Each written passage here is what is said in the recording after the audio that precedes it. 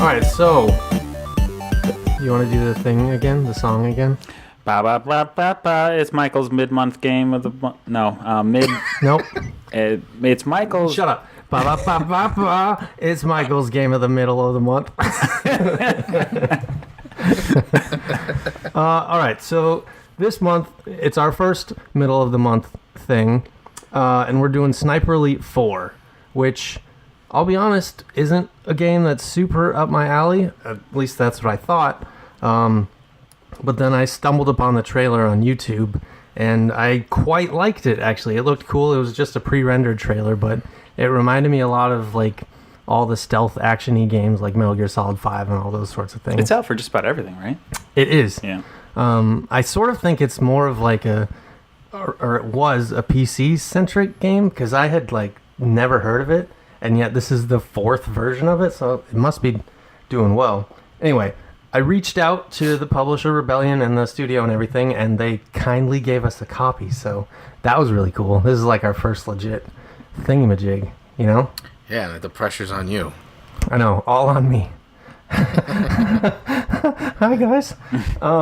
Okay, so basically, Sniper Elite 4 is World War II, as I said, sniper-ish game, third-person, slightly, I'm going to say semi-open world. There's levels that are broken up. I'll get into that later. You basically play as a guy that looks a lot like John Cena and talks like John Cena, and he's just like a big, bulky, badass, snipey guy that shoots people. And, you know, the story is not amazing. It's there. It's mostly there just to set up a reason for you to kill Nazis, which is all I really need in a World War II game, you know? They're like the perfect bad guys to spend time blowing the fucking brains out of people.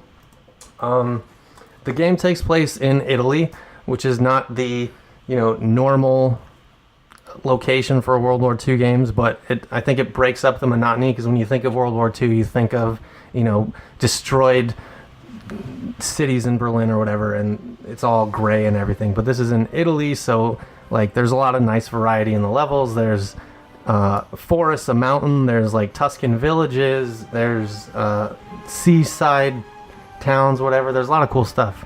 Hey, and that's the music from it. That's the menu. I know this. I like it.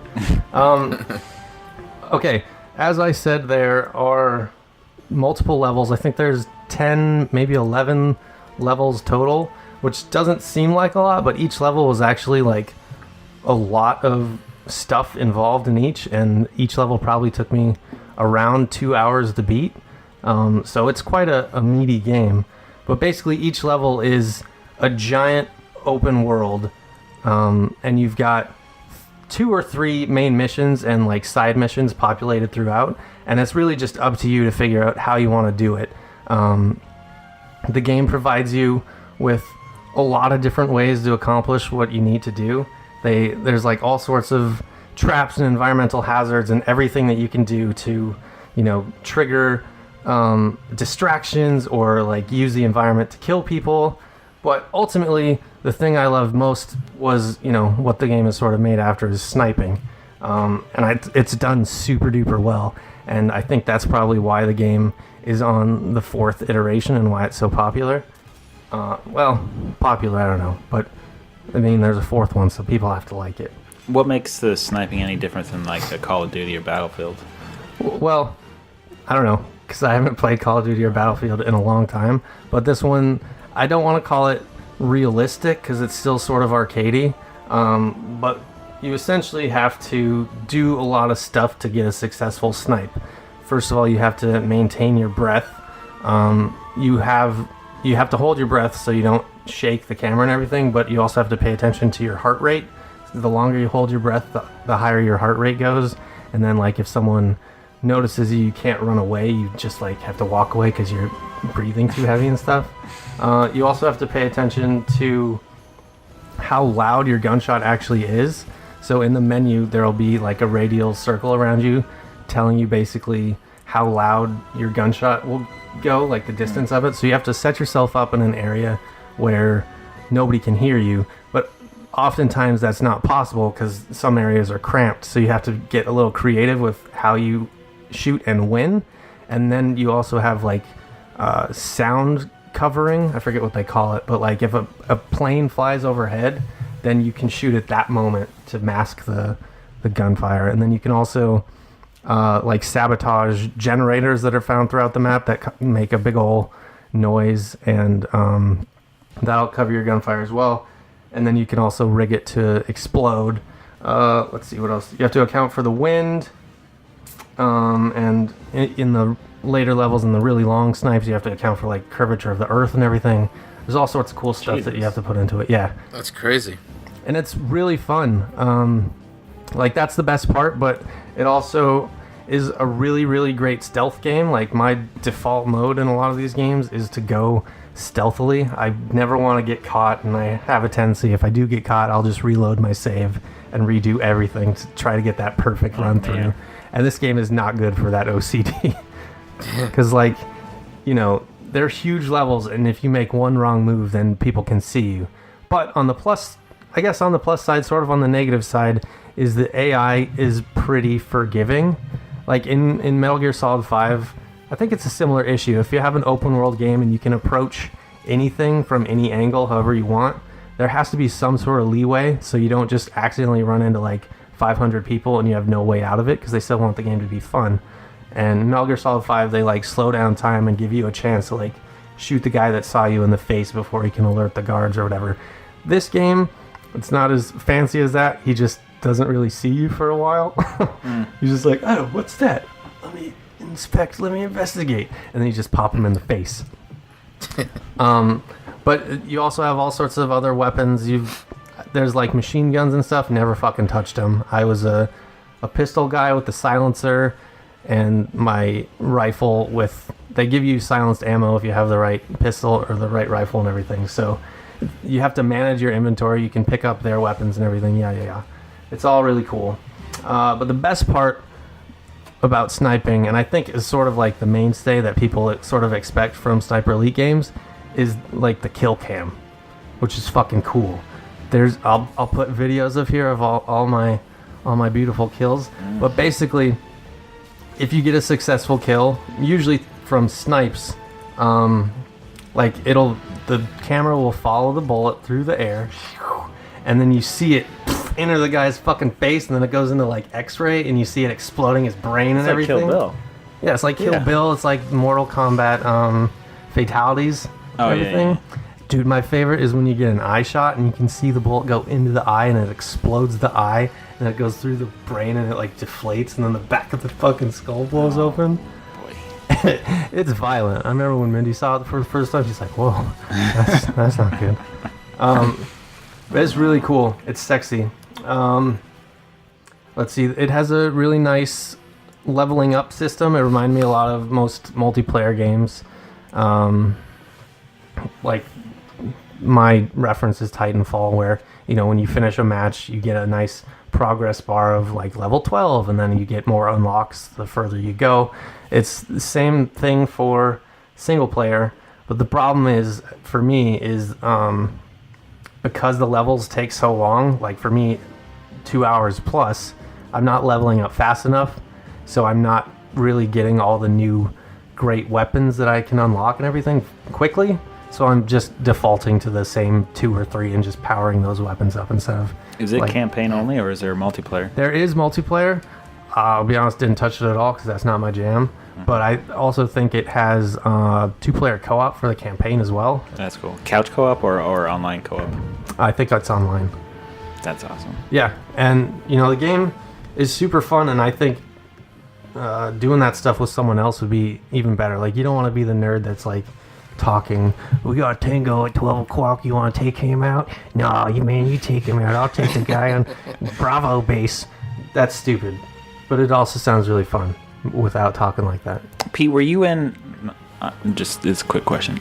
Pete, were you in Thermie's group with the Rainbow Six crap? Yeah.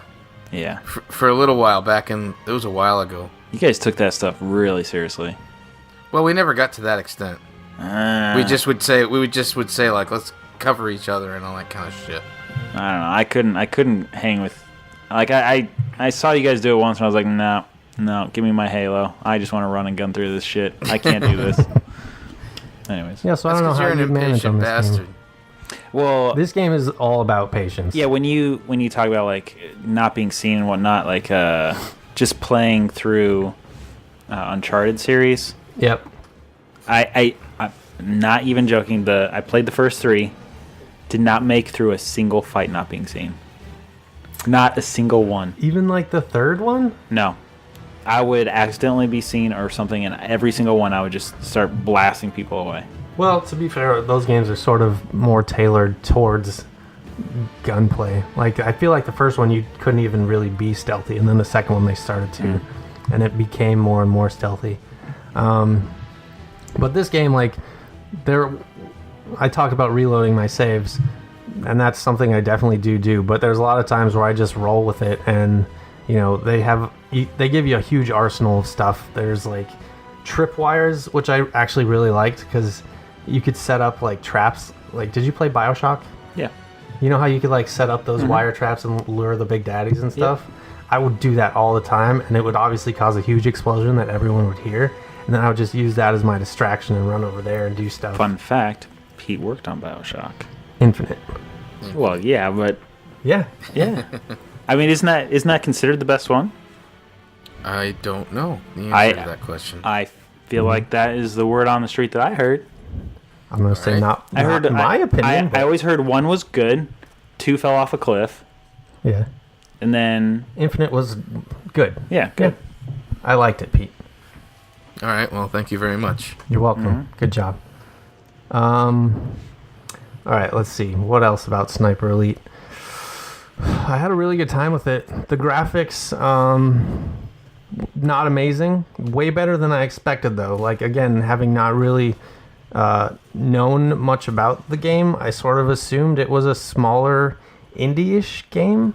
But once you load up the game, it's like, fuck, this is actually really solid. This is like AAA. It's not Horizon AAA, but I don't expect it to be. And everything looks really nice. I was pretty impressed. Story, like I said, is non-existent. It's just to summarize, I guess, at the end of this. It's like the Nazis have developed this like pseudo sci-fi-ish warhead thing, and it's like this didn't exist, did it? Because like the rest of the game is super realistic-ish, I guess, and that's like straight up sci-fi stuff. I was like, I'll let you go with it, and whatever. You Well, kill the everybody in Nazis the end. were heavy into aliens, man. The Nazis apparently were into all sorts of crazy shit. They made were- Hellboy or whatever. They were into some crazy shit. Yeah, they like they the were. occult and all that. I feel like they had different like branches, just trying to like feel their way into a different. Here's my avenues. thing. Were they, though, or is that just all the entertainment using the one, like, essential bad guy in all of history and just using it to their whatever their needs were? I've watched a lot of documentaries about that kind of Yeah, I shit. feel like the History Channel is all about like and you don't know they play up these small branches, Right. But That's what I'm saying. There's, like, 12 guys that were fucking weirdos in the Nazis or something. Right. And now it's either way, Nazis fucking suck. So let's fucking blow them up in the fucking head. Oh! You want to know my favorite thing about Sniper Elite 4? killing the Nazis. Well, that's, going without saying. So in all these stealth games, when you're like trying to take people out, you can hide the bodies, right? In this one, it takes place, there's a lot of cliffs around or whatever, in all these games, really. And you like carry the body to the cliff, and then you just have to drop it and hope that the physics like make it fall down the cliff, right? This game gives you the option to just fucking throw bodies. And they fucking chuck it like 20 feet. It's the most amazing thing. It's got the ragdoll simulation on it. Oh, They just fly through the air, and you can throw them up against walls. And That's good. it's the best. That made me giggle when I first found that out. But yeah, I'm not gonna rate game of the middle of the month just because it's me. The other guys didn't get a chance to play it. But I give this game a 1.5 up out of 2 thumbs.